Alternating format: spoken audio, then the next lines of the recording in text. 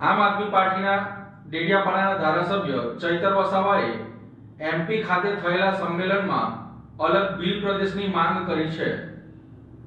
મધ્યપ્રદેશ ખાતે આદિવાસી એકતા મહાસંમેલનમાં આપના ડેડિયાપાડાના ધારાસભ્ય ચૈતર વસાવાએ ભીલ પ્રદેશ મુદ્દે અવાજ ઉઠાવ્યો હતો।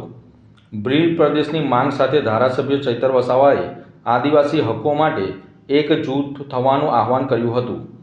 આવનાર દિવસોમાં ગુજરાત, મધ્યપ્રદેશ, રાજસ્થાન અને મહારાષ્ટ્રના આદિવાસી લોકોને ભીલ પ્રદેશ બનાવવા માટે એકજૂથ થવું પડશે તેમ જણાવ્યું હતું। વિકાસના નામે 1 કરોડથી વધુ આદિવાસીઓનું વિસ્થાપન થઈ રહ્યું છે। આદિવાસી સમાજના વિકાસ માટે આદિવાસી લોકોનું સ્વતંત્ર રાજ્ય જરૂરી છે। સરકાર પોલીસનો દુરુપયોગ કરીને આદિવાસી યુવાનોને જેલમાં નાખવાનું કામ કરી રહી છે, ત્યારે આદિવાસી સમાજને બચાવવા માટે એકજૂથ થવું પડશે તેમ ચૈતર વસાવાએ જણાવ્યું હતું। वक्ता आए हैं, उन्होंने बहुत अच्छी अपनी बात रखी है। ज्यादा बात में नहीं रखूंगा। काफी सारे एमएलएस बैठे हैं, हमारे साथी मित्र राजकुमार जी बैठे हैं, तो उनको भी हमको सुनना है, तो ज्यादा बात में नहीं रखूंगा। लेकिन साथियों, हमारा इतिहास गौरवशाली इतिहास रहा है। जब से ये धरती पे मानव सभ्यता का अस्तित्व हुआ, मानव सामाजिक और मानसिक शारीरिक मनुष्य का विकास हुआ, तब से आदिवासी इस धरती पर है। आदिवासी यानी आदि अनादिकाल से बसने वाला, उसको हम आदिवासी कहते हैं। तो इस मंच से मैं कहना चाहता हूं, आज आदिवासी को अलग अलग नाम से पुकारा जाता है, आदिवासी के नाम से अलग अलग योजना बनाई जाती है। आदिवासी की अस्मिता मिटाने के लिए आपने देखा होगा, आदिवासी को आज शेड्यूल ट्राइब, जनजाति, वनवासी, वन बंधु के नाम से भी याद बुलाया जाता है। तो इस मंच से सभी मेरे साथियों को निवेदन करता हूं, तो आदिवासी को बचाने के लिए हम कोई वन बंधु नहीं है, हम कोई वनवासी नहीं है, हम आदिवासी है, आदिवासी ही हम रहेंगे।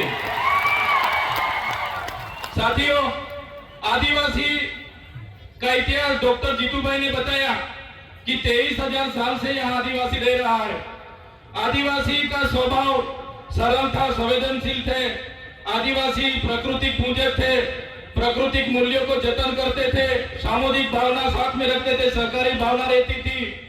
और हमारी संस्कृति, हमारी परंपरा, हमारी विधि, जो भी हमारी मरण विधि है, लग्न विधि है, हमारी जन्म की विधि है, सभी हमारे आदिवासी की अलग है। हम प्रकृति के साथ में रहने वाले लोग हैं, हम धर्मपूर्वी हमारी संस्कृति में मानने वाले लोग हैं। तो आपने देखा होगा, आगे की वक्ताओं ने बताया कि जब भी इस देश में नए नए धर्म आए, वो चाहे हिंदू हो, मुस्लिम हो, सिख हो, ईसाई हो, बौद्ध हो, जैन हो, सभी धर्म आदिवासी के बाद इस धरती पर आए हैं। और हिंदू जैसे धर्म ने तो हमारे समाज में आपको पता होगा कि वर्ण व्यवस्था प्रथा रखी थी कि भाई पहले ब्राह्मण होगा, बाद में क्षत्रिय होगा, वैश्य होगा और शूद्र में हमारे लोगों को माना जाता था। हमारे आदिवासियों को 5,000 सालों से हमारी गिनती शूद्र में होती थी। हमको शिक्षा लेने का अधिकार नहीं था, हमको कहीं भी जाने का अधिकार नहीं था। बाद में आपने देखा होगा, इसी हालत में भी देश के आजादी में हमारे कई सारे स्वतंत्र सेनानी लड़े, हमारे क्रांतिकारी लड़े, हमारे पूर्वज लड़े। वो चाहे बिरसा मुंडा जी हो, वो चाहे खाद्य नायक हो, वो चाहे टट्टे नायक हो, वो चाहे तिलका माझी हो, झलकारी बाई हो, सभी आज हमारे पूर्वजों को ये मंच से मैं याद करता हूँ। और साथ ही साथ में गुरु गोविंद जी हो, या दलवाड़ा की क्रांति हो, या रूप सिंह नायक हो, सभी का एक सपना था कि जब भी आदिवासी को स्वतंत्रता मिले तो आदिवासी स्वावलंबित होना चाहिए, आदिवासी स्वतंत्र होना चाहिए और आदिवासी का जीवन शोषण मुक्त होना चाहिए। लेकिन देश की आजादी के बाद भी जो सभ्य संस्कृति के लोग जो शासन में आए, जब भी अपने समाज को जो सुसंस्कृत मानने वाले लोग आज देश के शासन में आए, देश में संविधान लागू हुआ। संविधान का आमुख कहता है कि ये देश का संविधान, हम भारत के लोग ये देश के संविधान के तहत हमारे देश के लोगों को हम समानता, स्वतंत्रता और बंधुता देते हैं। लेकिन आज भी आदिवासी को समानता नहीं मिली, आज भी आदिवासी को स्वतंत्रता नहीं मिली, आज भी आदिवासी को दूसरी कास्ट में बंधुता नहीं मिली। इसलिए हम कहना चाहते हैं, हम कई सारे कार्यक्रम करते हैं और कई सारे मंच पर भी हमारी व्यक्तिगत बात हम रखते आ रहे हैं, आज भी हम इस मंच से रखेंगे। जब तक आदिवासी को स्वायत्त राज नहीं मिलेगा, आदिवासी का अपना स्वतंत्र राज नहीं होगा, तब तक ये सरकारों में आदिवासियों का विकास होने वाला नहीं है। हमको तीनों और चारों राज्यों, वो चाहे मध्य प्रदेश हो, महाराष्ट्र हो, गुजरात हो, राजस्थान हो, सभी नेतागण यहाँ बैठे हैं, सभी बुद्धिजीवी लोग यहाँ बैठे, कर्मचारीगण यहाँ बैठे। मैं मेरी व्यक्तिगत तौर पे से एक बात रखना चाहता हूँ, हमको आने वाले दिनों में हमारा जो भील प्रदेश था उसको लेने के लिए हमें आवाज उठाना पड़ेगा। हमको भील प्रदेश मांगना पड़ेगा इस सरकार पे। देश का 29वां राज्य हमारा भील प्रदेश होना चाहिए, और हमारा भील प्रदेश जब बनेगा तभी हमारा आदिवासी स्वायत्त राज में अपना विकास कर पाएगा। ये हम व्यक्तिगत सोच रहे हैं साथियों।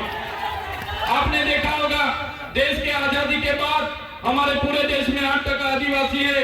हमारे अनेक राज्यों में बटे हुए बंद के नाम पर, खदानों के नाम पर, जीआईडीसी के नाम पर, जीएमडीसी के नाम पर, कॉरिडोर के नाम पर, सेंचुरी एरिया के नाम पर हमारे आज भी पूरे देश में 1,80,00,000 से भी ज्यादा आदिवासी अपने गांव, अपने समाज, अपने संस्कृति, अपनी प्रकृति के साथ छीन भिन होके आज बेघर हो गए, बेवतन हो गए, आज बेबस हो गए। साथियों, हमें विकास से ऐतराज नहीं है, हमें विज्ञान से ऐतराज नहीं है, हमें एक सरकारी तकनीकों से ऐतराज नहीं है, लेकिन जब भी विकास की बात आती है हमारे आदिवासियों को वहां से विस्थापित किया जाता है। वो चाहे बांध हो, खनिज हो, जीएमडीसी हो, जीआईडीसी हो, कुछ भी प्रोजेक्ट नहीं आते, हमारे आदिवासी को टारगेट किया जाता है। और हम जब भी सरकार के खिलाफ आदिवासियों के लिए आवाज उठाते हैं तो ये सत्ता में बैठे हुए लोग पुलिस का दुरुपयोग करके, उनके सत्ता का दुरुपयोग करके हमारे जैसे युवाओं को दबाने के लिए जेलों में डालते हैं।